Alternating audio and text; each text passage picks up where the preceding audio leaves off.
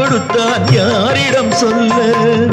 சோதனை மேல் சோதனை போதுமடா சாமி, வேதனை தான் வாழ்க்கை என்றால் தாங்காது பூமி. சோதனை மேல் சோதனை போதுமடா சாமி.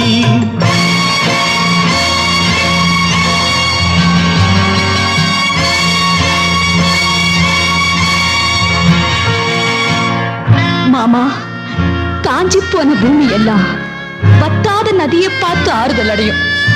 அந்த நதியே காஞ்சி போயிட்டா துன்பப்படுறவங்க எல்லாம் அவங்க கவலையை தெய்வத்துக்கிட்ட முறையிடுவாங்க.